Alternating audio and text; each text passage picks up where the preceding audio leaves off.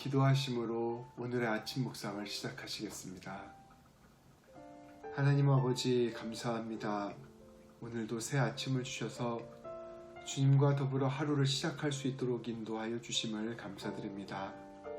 주님, 이 시간 우리가 함께 말씀을 볼 때 주님께서 함께하여 주셔서 그 말씀이 우리의 심령을 적시는 말씀 되게 하여 주시고, 이 말씀을 통하여 하나님과 함께 동행하며 살아가는 하루를 준비할 수 있도록 인도하여 주시옵소서.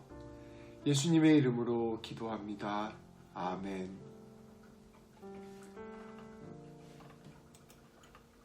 오늘 아침 주님께서 우리에게 주시는 말씀은 요한일서 2장 20절부터 23절 말씀입니다. 제가 봉독하겠습니다. 너희는 거룩하신 자에게서 기름 부음을 받고 모든 것을 아느니라. 내가 너희에게 쓰는 것은 너희가 진리를 알지 못하기 때문이 아니라 알기 때문이요, 또 모든 거짓은 진리에서 나지 않기 때문이라. 거짓말하는 자가 누구냐? 예수께서 그리스도이심을 부인하는 자가 아니냐? 아버지와 아들을 부인하는 그가 적 그리스도니, 아들을 부인하는 자에게는 또한 아버지가 없으되 아들을 시인하는 자에게는 아버지도 있느니라. 아멘. 우리가 믿는 종교를 기독교라고 부릅니다. 기독이란 그리스도란 단어의 한자식 표현입니다. 기독교를 오늘날의 방식으로 표현하면 그리스도교라고 부를 수 있겠지요.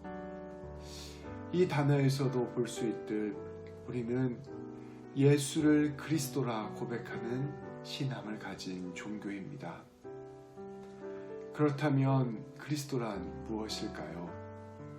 그리스도는 메시아라는 히브리어 단어를 그리스어로 번역한 말입니다. 그리고 히브리어 메시아는 기름을 부음받은 자라는 뜻이 있습니다. 정리하면 우리는 예수님을 기름 부음 받은 자, 곧 메시아로 믿습니다 라고 고백하는 신앙을 가지고 있는 것입니다. 그렇다면 기름 부음을 받았다 라는 것이 무슨 뜻일까요? 고대 이스라엘에서는 왕이나 제사장이나 선지자들을 임명할 때 그 머리에 기름을 부었습니다. 예수님 시대에 많은 이스라엘 백성들이 자신들을 박해하던 이방 민족을 몰아내고 모든 고난과 고통을 해결해 줄 지도자를 찾고 있었습니다. 다윗과 같은 왕, 모세와 같은 지도자, 아론과 같은 제사장, 그리고 엘리야와 같은 선지자를 기다리고 있었던 것이죠. 그들은 그러한 지도자가 자신들의 나라를 회복시키고 하나님의 나라를 이루어줄 것을 믿고 있었습니다. 이스라엘 백성들은 그들이 기다렸던 이 지도자를 메시아라고 불렀습니다. 예수님께서 이 땅에 오셨을 때 많은 병자들을 고치시고 심지어 죽은 사람들을 살리셨을 때, 수많은 기적들을 베푸시고 많은 사람들을 먹이시고 바람과 풍랑을 멈추셨을 때, 또 온갖 부정과 부패, 거짓 속에서 살아갔던 종교 지도자들을 통렬히 비판했을 때, 그리고 아주 쉬운 비유로 하나님의 나라가 어떠한 것인지를 사람들에게 가르쳐 주었을 때, 사람들은 예수님을 메시아라고 생각하기 시작했습니다. 예수님이라면 고통과 고난 가운데 살아가던 많은 사람들을 해방시켜주고 구원시켜줄 것이라 믿었습니다. 그러나 예수님께서는 이러한 많은 사람들의 기대와는 달리 십자가의 길로 가셨습니다. 당대 예수님을 미워했던 종교자들의 고발과 이들의 선동에 마음이 휩쓸렸던 군중들의 압박에 결국 당시 이스라엘을 다스리던 총독 빌라도는 예수님을 십자가에 못 박았습니다. 이때 유대인들은 예수님의 죽음을 보고 하나님께 그가 저주받았다라고 생각했고, 예수님을 따르던 사람들은 모두 흩어져 버렸습니다. 예수님을 메시아라고 생각했던 사람들이 예수님의 비참한 끝을 보고서 더 이상 예수님은 메시아가 아니구나 라고 생각하게 된 것입니다. 그러나 예수님께서는 사흘 만에 부활하셨습니다. 그리고 예수님께서는 제자들을 만나 당신의 부활을 똑똑히 보여주셨습니다.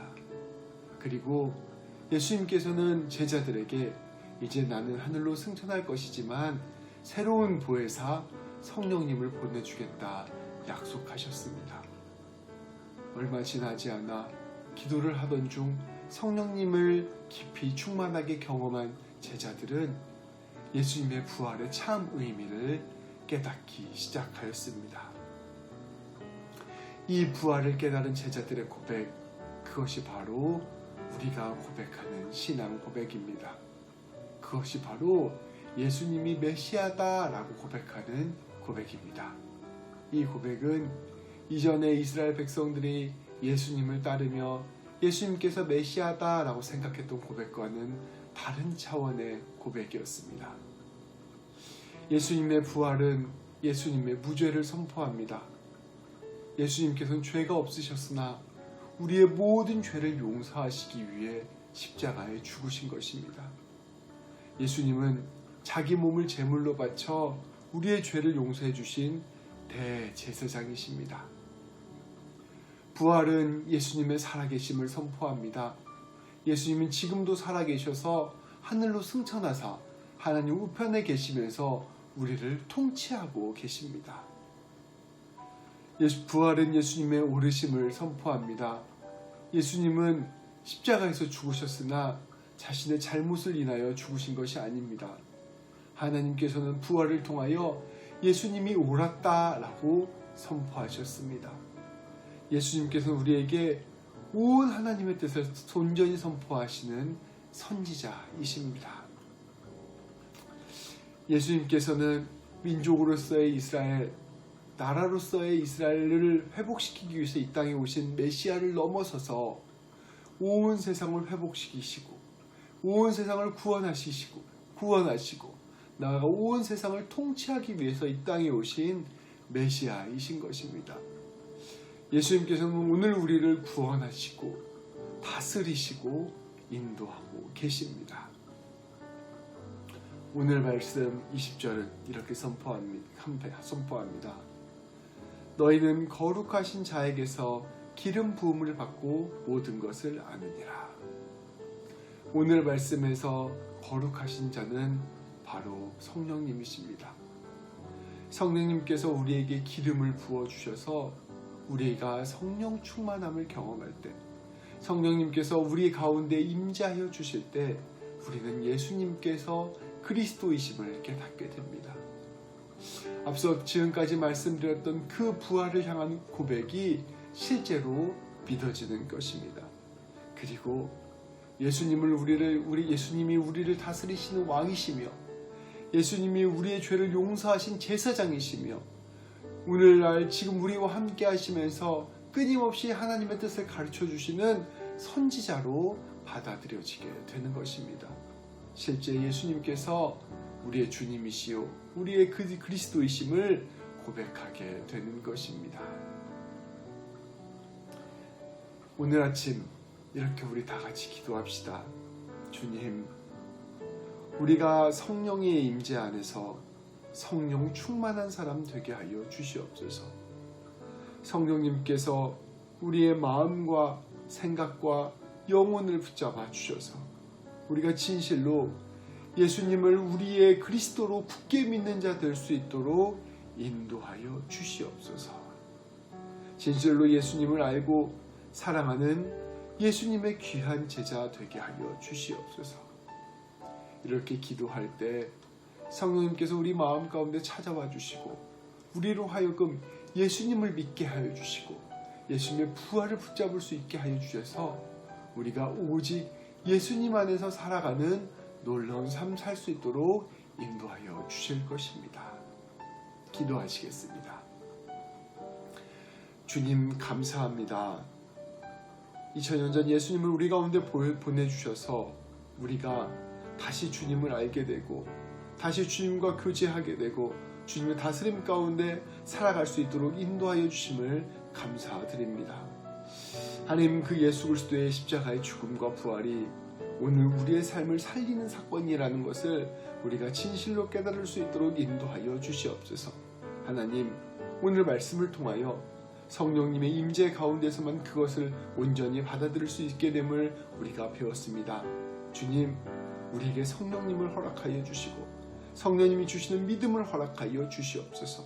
성령 충만함을 허락하여 주시고 성령님께 강력하게 붙들려 살아가는 삶 될 수 있도록 인도하여 주시옵소서. 그것으로 말미암아 오직 우리가 참된 예수 그리스도를 믿는 자 되게 하여 주시고 그것으로 말미암아 참된 예수님의 제자된 삶 살아갈 수 있도록 역사하여 주시옵소서. 주님, 오늘의 삶도 주님께 올려드립니다. 오늘 하루의 삶 모든 만남들과 모든 삶의 형편들을 주님께서 주관하여 주셔서 오늘 하루도 주님과 동행하는 귀한 삶 될 수 있도록 인도하여 주시옵소서. 예수님의 이름으로 기도합니다. 아멘. 시간을 내어 계속해서 기도하도록 하겠습니다.